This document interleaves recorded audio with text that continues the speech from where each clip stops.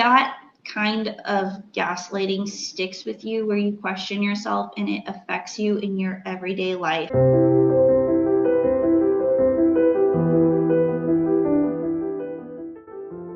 The damage that's done for kids to constantly question their parents, constantly wonder, does dad really love me? Does mom? And then you grow up and you realize, mom's a little cuckoo. Does mom really love me? Is mom telling me the truth, or is she lying to me, manipulating me again? Is mom right? Is dad the bad guy? Am I crazy? Like, what's going on? You constantly question yourself, and that carries into your personal life. At some level, now that I'm older and I look at it from a bigger picture, it does protect me to some extent because I do question everything, but also it is harmful to relationships and sincere connections because you constantly question everything.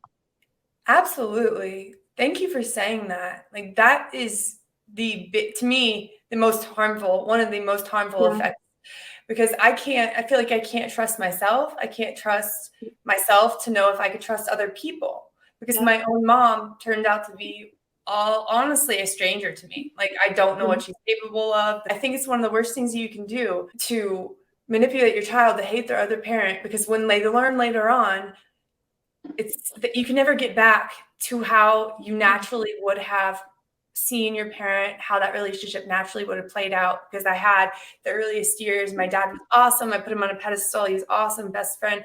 And then all of a sudden it's like he went black. And now I'm trying to get back. Where is the truth? Like, what is he really? And sometimes I wonder, like, how much I even really know him. And that makes me it's a grieving process for the lost time too. And it's incredibly complex, and I wouldn't wish this on anyone.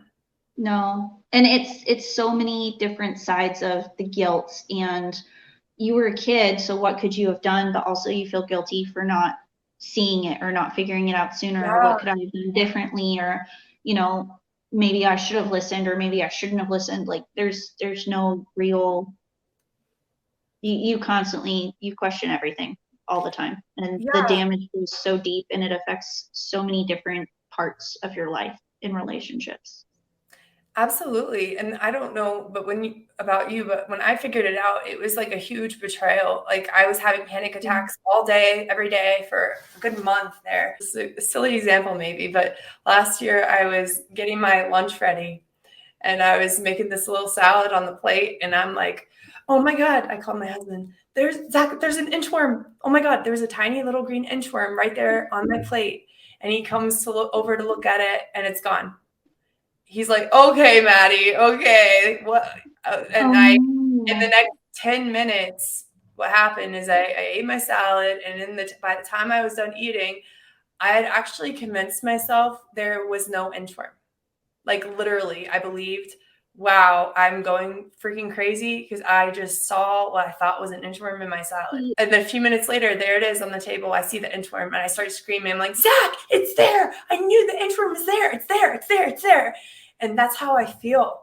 Like, I have to do that to myself sometimes. That kind of gaslighting sticks with you, where you question yourself and it affects you in your everyday life, like from salads to relationships to everything. So harmful.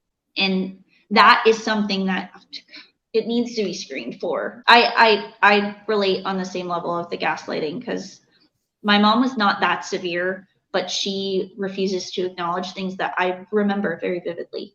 And I was dating douchebags who gaslighted me, manipulated me, and it was because I was used to it and I was vulnerable because of it, because I was like, oh, maybe I am crazy. Like, maybe that didn't happen, where like you don't trust yourself, and so it made me vulnerable to it.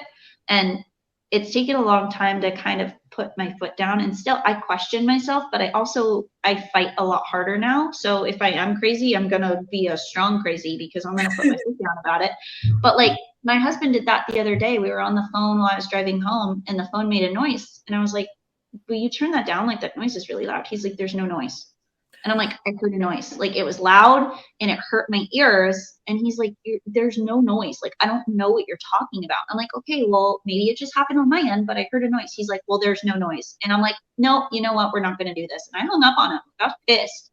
And he was like, you're right. I should not have disregarded your feelings. Just because I didn't hear it didn't mean that it didn't happen. And like, we had a conversation about it. I'm like, I felt like I was being gaslit, that like I didn't hear a noise that just hurt my ears. And I know that it hurt my ears. Like, I'm not crazy where I can't point out that own thing. And wow, that hits home for me so hard. There are so many moments when that happens to me, and people, I know that I overreact sometimes to it because I'm so sensitive to it, that people, like my husband, he'll say sometimes like, yeah, like a noise or anything like that. I'll say like, did you see that over there? Like something cool. And he's like, oh no, I didn't see it. Like joking. I don't think you're like, you know, anything that people would normally be like, okay, whatever, shake off. I'm like, I have a physical reaction. Like yeah. I get worked up. I'm like, I need to be believed, because I think that goes back to our parents. I know how children work now, having my own kids. And, you know, they say, oh, mommy, last night, you know, remember when you did this? You could change their mind. You could change their memories. Like it's unbelievable the power that you have as a parent. And I know that these types of parents, especially in severe cases, they exploit that. Yeah. And it's almost like, I think they underestimate their children too. They underestimate their children's ability to grow up to an emotional maturity level higher than their own. Yeah. And kids do grow up and they do connect the dots. And the hope is that one day the kids will question it enough that something will be the splash of water on their face, that they'll wake up and be like, I don't know about this. But the problem is sometimes people are so good at manipulating in just the right ways that you never know if it's going to happen, or if, you know, it started so young, or it's been so consistent, or the relationship between the alienated parent is so strained and so minimal that how are you even given the opportunity to show them consistency or show them something otherwise than what they've been taught. And you just kind of have to hope in the meantime that, you know, maybe the alienator will fuck up to the point where the kid questions it, and you don't know. That's what happened in my case too. She turned on me when I started going through puberty. So I saw all the ugly sides. Yeah. And in a way, I think that saved me, that I wasn't the favorite child.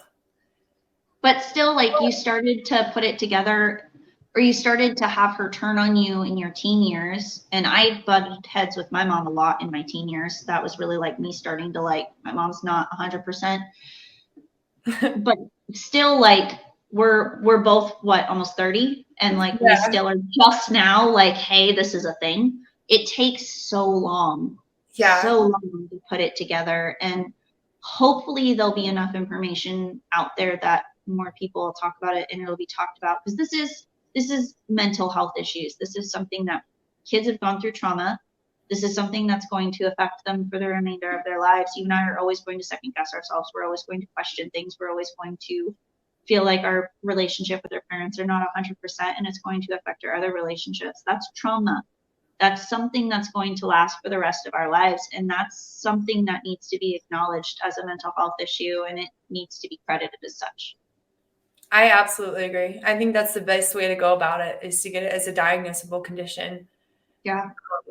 Rather than maybe going at it from the political view, maybe just going at it from it needs to be in the DSM-7, you know, it really does. Just talking to you, even though we have different stories, you know, from about in a lot of ways, we're still dealing with the same effects mentally. And I bet if we had a panel of 50 kids up here like us, I bet they would all be having the same symptoms. It's sad that it's the alienated parents who are the ones who are speaking out the most, and they are ignored, and the kids don't know any better, and they're the ones who got to speak out. That's going to make this really, really hard, is that the kids have to have the courage to speak out against a parent that they feel they have to protect, that they can't talk badly about, that they probably still love to some degree. And they have to acknowledge all of this big, horrible, harmful thing, and they have to talk about it, and they have to get out there, and that's huge to overcome. Hopefully more people will start to speak out, and as time goes on, I would expect the next generations, with how open-minded they've been with mental health issues, that they would be pretty open to speaking out about it too. I think so too. That's a good point. That's a hopeful point to end on. But and the one thing that I think that might be the the last hurdle in that equation is putting aside your pride and being willing to consider that you've been manipulated into misled to make the wrong decision. That was something that I think maybe subconsciously held me up, is that I can't have been wrong. I have 20 years under my belt of hating my dad, burying my dad. I can't have been wrong. And because that would mean then this. And how do you cope with that? How do you?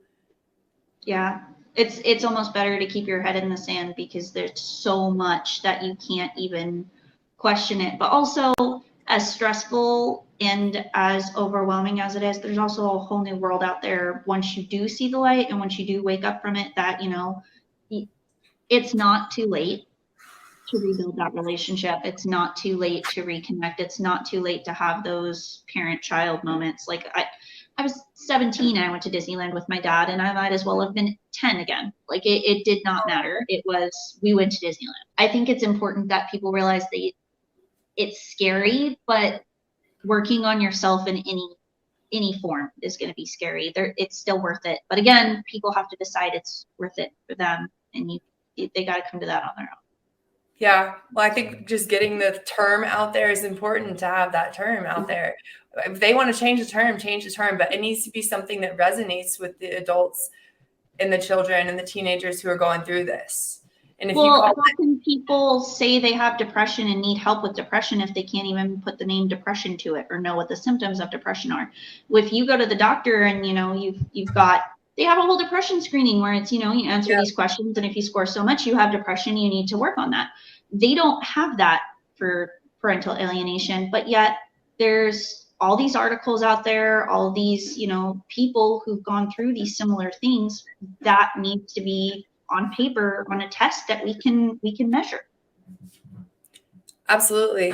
They just seem to get that like verified, or do whatever it takes to get that into therapists' hands, the psychiatrist. I think it starts honestly like this. And I think that if I hadn't seen Ryan Thomas's video last year, I don't know if I'd be willing to have made any videos myself, because it's hard to be the first one. It's hard to be the first couple of people doing it.